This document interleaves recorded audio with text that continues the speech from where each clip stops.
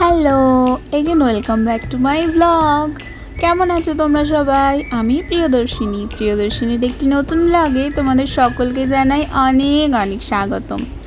তো সেদিন সকালবেলা উঠে ব্রাশ করে নিয়েছিলাম, আর তারপর গাছে অনেক ফুল ফুটেছিল, তো সেটাই আর কি প্রথমত ক্যাপচার করছিলাম। আর ইদানিং আমি ফার্স্ট উঠে ব্রাশ করা আর তারপরে দেন ফুলের ভিডিও করা, এইগুলো আমার আর কি রোজ আর কি ব্লগে তোমরা দেখতে পাবে, কেন কি গাছে অনেক অনেক ফুল ফুটছে কিছুদিন ধরে। আর দেন তারপরে দেখতে পাবে একটা কোনো ঝুড়ি টুড়ি নিয়ে আমি সব ফুল তুলে আগে ঠাকুর পূজা দিচ্ছি। মানে ইদানিং আমার ডেলি রুটিন এটাই হয়ে গেছে, কেন কি এখন কলেজ একটু কম যাওয়া হচ্ছে, সেই কারণেই ডেলি ব্লগ বলতে গেলে তোমরা সবার আগেই দেখতে সকালে উঠেই কোনোভাবে খেয়েটে বা কখনো না খেয়ে, বেশিরভাগ টাইমটাই না খেয়ে তাড়াতাড়ি দৌড়ে ছুটে গিয়ে ট্রেন ধরা আর দেন কলেজে যাওয়া, কলেজ করা, ক্লাস করা, এই সবই আর কি আমি বকর বকর করতাম। কিন্তু এখন একটু বাড়িতেই থাকা হচ্ছে, কেন কি আমাদের কলেজেও এক্সাম হচ্ছে, সেই কারণে যখন একটু অফ হয় তখনই আর কি কলেজ যাওয়া, এছাড়া আর খুব একটা যাওয়া হচ্ছে না। আবারও যাওয়া হবে আর কিছুদিন পর থেকে। তো সকালে আজকে অনেক ফুল ফুটেছিল, ওই দেখালাম প্রথমে দুটো পিঙ্ক কালারের জবা ফুটেছিল, তারপরে আর কি এই যে উপরের ছাদেও আর কি লক্ষ্মী জবা ফুটেছিল, তারপরে এই যে অরেঞ্জ কালারের জবাগুলো ফুটেছিল। প্রায় ঝুড়ি আমার ফুলের ঝুড়িটা অল্প অল্প ভরে গেছিলো। এই যে লক্ষ্মী জবাগুলো, এইগুলো আর কি প্রচণ্ড ফুল হয়। কার কার বাড়িতে লক্ষ্মী জবা গাছ আছে অবশ্যই কমেন্ট করে জানাবে।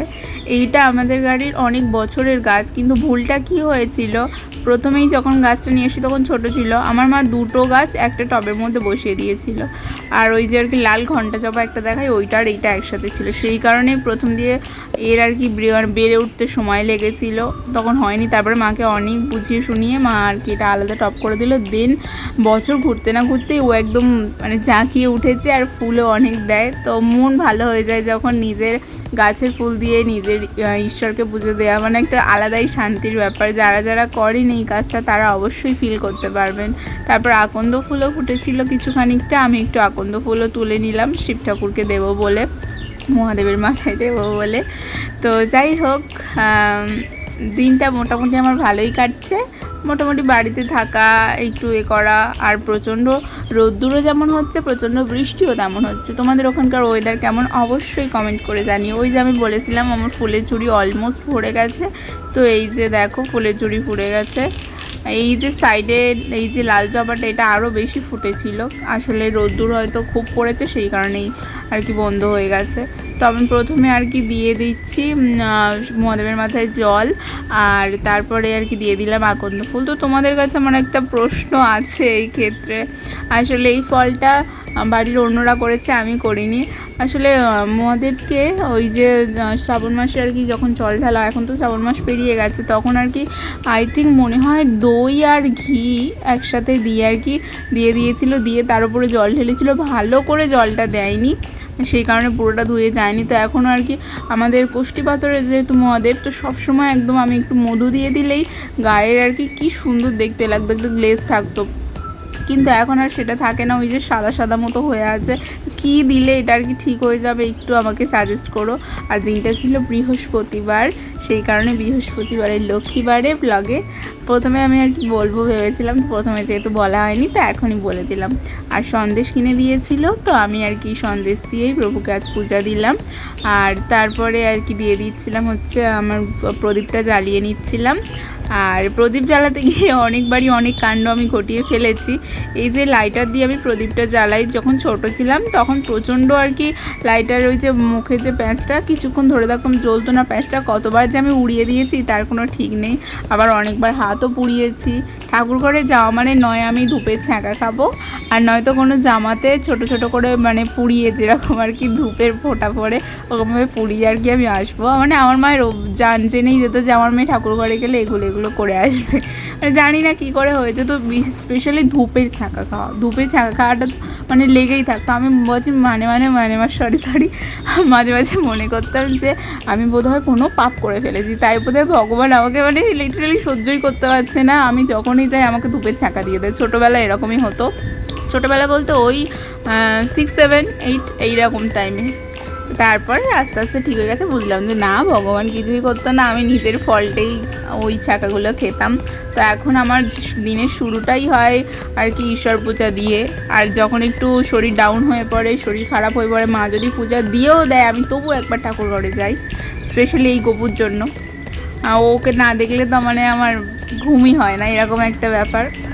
তো যাই হোক, অনেক দিন পর আজকে ভেবেছিলাম যে একটু আলতা পরবো, তো এই যে আলতা পরছিলাম। আর আলতা আগে ছোটোবেলাতে সবসময় পরতাম, কারণ মা তো পরতো প্রত্যেক বৃহস্পতিবার করে, আর মায়ের কাছে তখন বসতাম যে মা আলতা পরিয়ে দাও। এখন আর পরা হয় না, যেহেতু সবসময় কলেজ যাতায়াত, সেই কারণেই আর কি আলতা পরা হয় না। আর ইভেন এমনও অনেক সময় হয়েছে, মানে আলতাটা এখন মানুষ কী ভেবে নিয়েছে আমি জানি না, মানে আলতা তো যেহেতু আমাদের বাঙালি বাড়িতে সবসময় মেয়েরা আলতা পরে, সে তুমি বিবাহিত হও বা না বিবাহিত অবিবাহিত হও, সবাই আর কি পরে।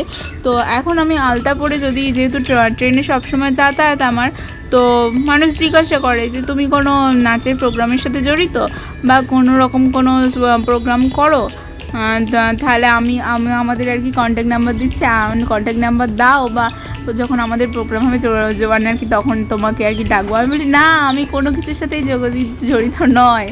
তো তারপরেও জানি না কেন আমার আলতা তো ছোটো থেকেই পড়তে ভীষণ ভালো লাগে। তো আজ যেহেতু বৃহস্পতিবার, আজ একদম সিম্পল লাঞ্চ হয়েছিল, আর আমি শুধু ভাত আর ওই বড়ির তরকারি দিয়ে খেয়েছিলাম, ডাল খাইনি, সেটাই দেখাচ্ছিলাম। আর আকাশটা তো আজকে দুর্দান্ত লাগছিল। আমি যখন বিকালে ছাদে গিয়েছিলাম, আসলে আমি বিকালের টাইমটাই একটু ছাদে যাই, গিয়ে দেন আস্তে আস্তে সন্ধে হয়, আর তারপর আমি ঠাকুর পূজা দিই, দিয়ে আবার একটু টাইম কাটাই, চাঁদ দেখি, তারা দেখি, তারপর আবার চলে আসি। তো তারপরে আমি প্রথমেই আর কি আমাদের যেহেতু ছাদে জাল দেওয়া, হনুমান আসে সেই কারণে, তো জালের উপর দিয়ে দেখালাম। তারপর এক জায়গাতে জাল আর কি খানিকটা ফাঁকা হয়ে গেছিলো, সেইখান দিয়েও দেখালাম। তারপর রাত্রিবেলা আর কি একটু চা করছিলাম, বাবা বললো যে একটু চা খাবে, তাই মা আমাকে বললো যে ননু একটু চা বানিয়ে দিবি, তা আমি বললাম যে হ্যাঁ দেবো।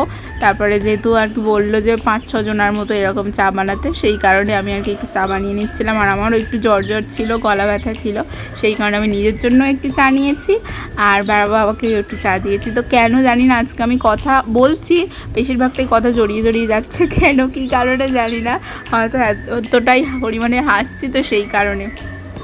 যাই হোক, এই যে বলেছিলাম নিজের জন্য একটু চা নিয়েছি। আর আমার মতো কে এইরকম কফি মাগে চা খাও অবশ্যই জানিও, মানে আমি জানি না আমার মতো এরকম পাবলিক কেউ আছে কি না কফি মাগে চা খায়, মানে এতটা পরিমাণ চা কে খায়। তারপরে এই যে রাত্রেবেলা ভাই আর কি নিয়ে এসেছিলো চুরমুর, তো ওকে বলছিলাম যে তুই এটা কার জন্য, ও বলছিল যে তোকে আমি একটু দিতে এসেছি, দিয়ে আবার আমি নিয়ে চলে যাবো। এই যে ও আমার সামনেই আমাকে আর কি দেখিয়ে খাচ্ছিলো, আমাকে তারপরে দিয়েছিল। রাত্রিবেলা মা পুড়িয়েছিল হচ্ছে ভুট্টা, বাবা কিনে এনেছিল, তো আমার জন্য অনেকক্ষণ ধরে ডাকছিল। তো আজকে ব্লগটা এই পর্যন্ত, সবাই অনেক ভালো থেকো, দেখা হবে অন্য কোনো ব্লগ।